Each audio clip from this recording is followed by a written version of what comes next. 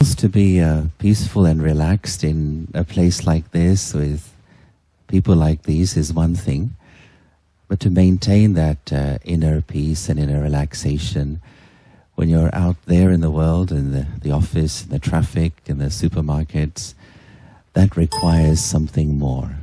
It's an intelligence to look after your inner self in an environment of stress and perhaps fear and panic. So let's start exploring what we understand by this word intelligence and the different kinds of intelligence that we're going to look at. So I take it you are intelligent, is that correct? Who admits to being intelligent? Not many. I was told this was Leicester's elite, no? Not true?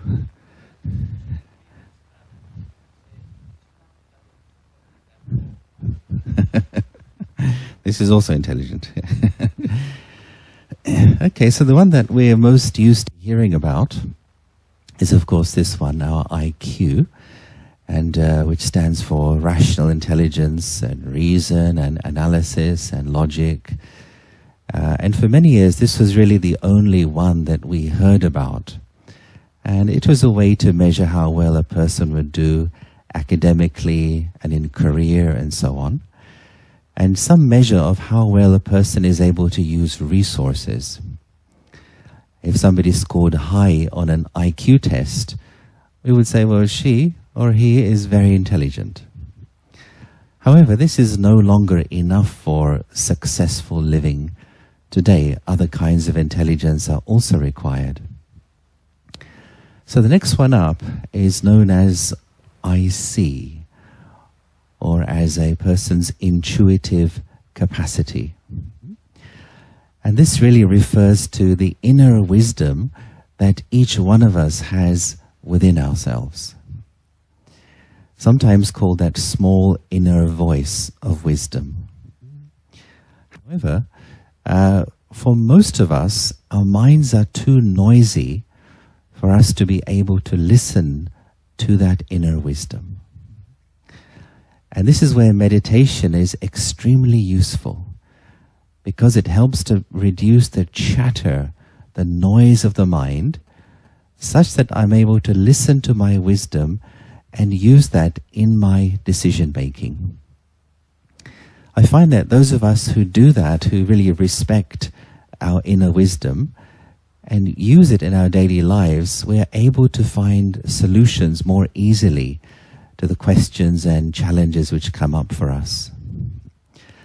Can I ask how many people here already do some kind of meditation? Yeah. Okay, and how many people here are meditators? Now you're wondering what's the difference. Why is he asking this question? Well, many people do meditation in the sense that to relax or to de-stress or to feel a little better, and that's fine. But for me, a meditator means that it's a lifestyle. That you build meditation into your daily life such that as you go through the day, you are paying attention to your thoughts. Every now and then you're checking to see your thoughts. Am I thinking uselessly?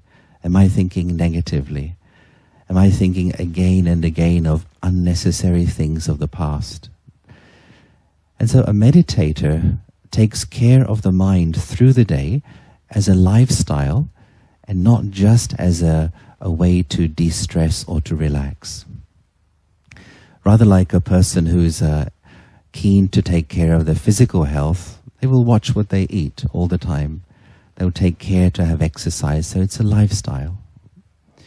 And why this is important is because our thought energy is the most precious, the most valuable thing we have as human beings.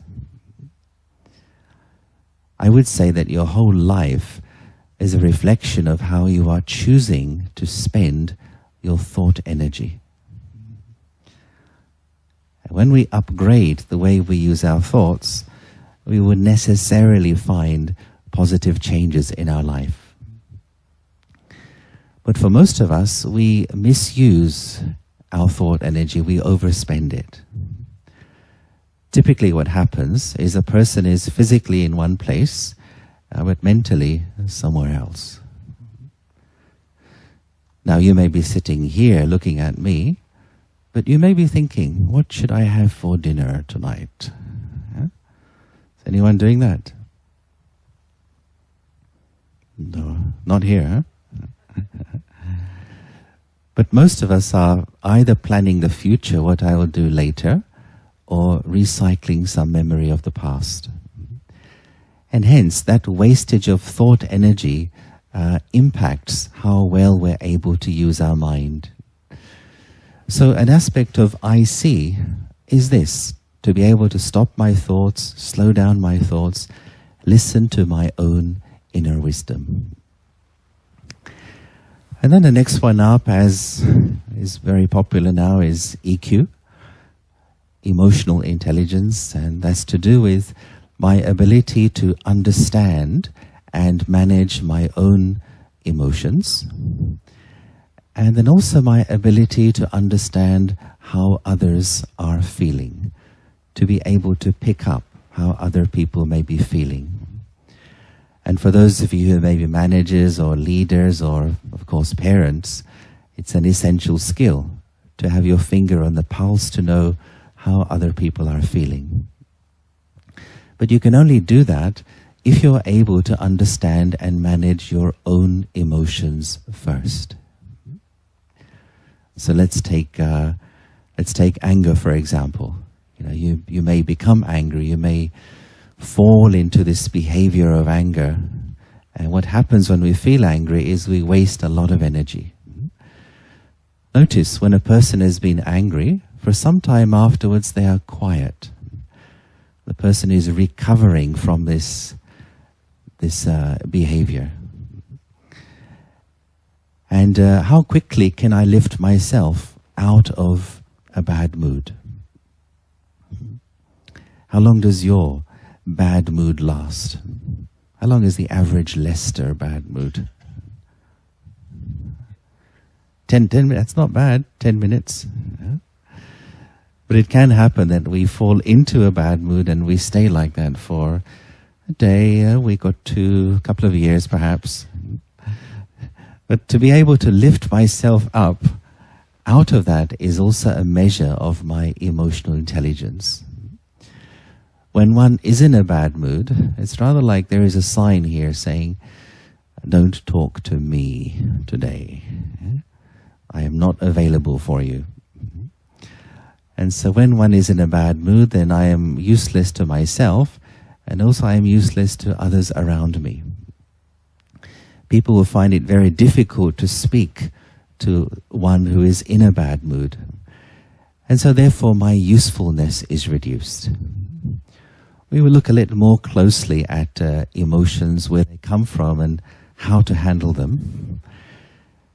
And then the top one, which is part of our exploration today, is this one, spiritual intelligence, and sometimes considered as a combination of the other intelligences. And again, there is no one set definition of what is spiritual intelligence. But there are two main factors. One is a sense of identity. In other words, how clear am I about my personal identity? Who am I? How do I see myself? What is the self-image of myself that I carry around in my consciousness the whole day long? And this is the most fundamental an important question in human life. Who am I? And I've discovered that the answer that you give to this question, that answer is the basis of how you live your life, how you handle people, how you deal with criticism, praise, etc. So let me ask you a little bit about this. So who here is a health worker? Any health workers here? Okay, there's a few over there.